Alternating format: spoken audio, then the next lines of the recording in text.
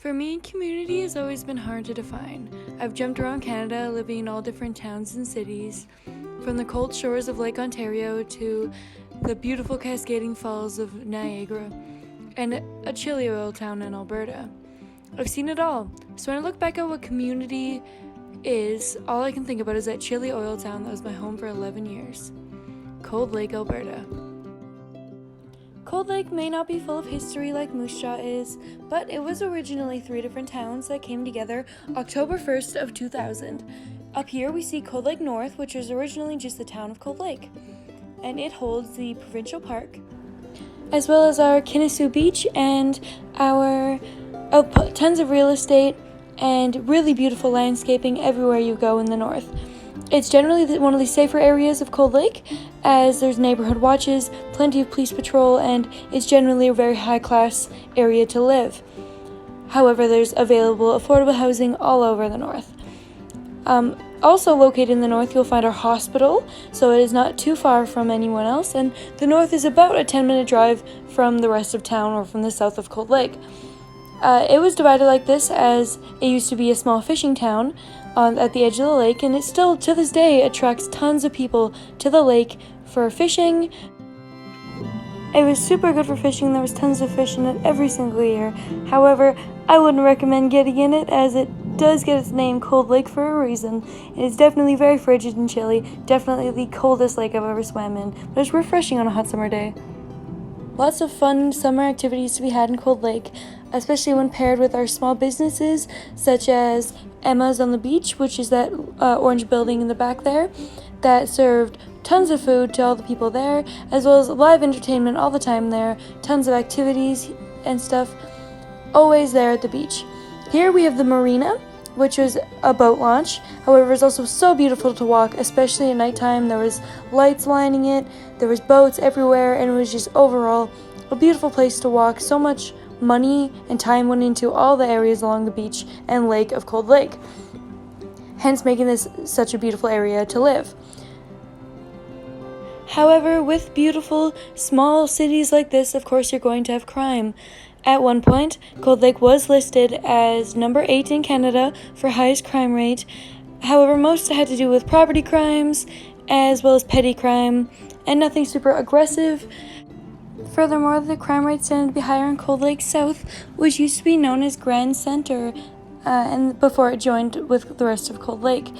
Here we had a lot of businesses such as Walmart, our Tri-City Mall, as well as our downtown strip, which contained a lot of small businesses such as this coffee shop Bean Trees, which is a staple of the Cold Lake experience. As well as all of the malls and industrial area, we also tended to have a lot of poverty-ridden areas for housing, such as trailer parks and a lot of more rundown, older areas of Cold Lake. This incorporated as well to the crime rate. But there wasn't only that. There's also many trails, such as the Iron Horse Trail, which follows you up to the Trestle Bridge, which is the bridge located here. That was absolutely beautiful to run in, and as well as the Millennium Trail, pictured here, that was a running and biking trail that spanned all the way from the base to Cold Lake North. It was over 5 miles long and super great to run. It shows you through all the pretty sights and tourist attractions, through parks, recreation, the provincial park, as well as it was a safe way to get into town, through town, and etc. Next, we have the carnival that came to town every single year, except for this past year due to COVID-19, that was very affordable to get into, and there's tons of really fun activities. And that brings us to the base, or Four Wing Cold Lake. Four Wing Cold Lake attracts so much of the economy into the city because so many people come for our air shows. They come from America to train here, as it's one of the largest military bases in Canada, as well as one of the largest airstrip in Canada. We constantly have pilots to and from. We have the snowbirds there many times, and there was tons of housing, tourist attractions, and it was very, very loud. There was tons of jets flying right overhead all the time, and it was beautiful there. There was tons of forest surrounding it. There was places behind the base for farmland, such as seen in the next picture, where there's my horses in one of the farms. and it was so beautiful there. There was creeks, there was rivers. It was a very nice place to live. Tons of trails and through the forest where you could take your dogs to work out, and there was a gym, a hospital, and everything you would need to sustain life so far away from the city, as it was separate from the city as well, called Medley at the time. Cold Lake as a whole, however, is constantly changing. The economy never stays the same for too long. It's constantly fluctuating. There's always an in and out of people from all over the world, all over Canada, constantly coming to work, to find love, to make a life for themselves, because there's so much work to be done in Cold Lake. There's constant oil field work, farming, normal service work, as well as military, and really any job that you can think about doing, you could probably find in Cold Lake. And that's why.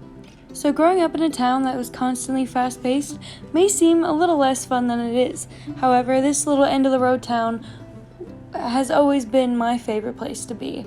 It's caused me to learn how to work fast, how to keep going, how to never give up, because everybody else there is there just to work as well.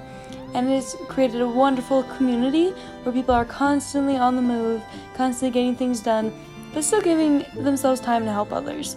And for that, I will always call Cold Lake my community and my home, because it taught me to be who I am, and I love it for that.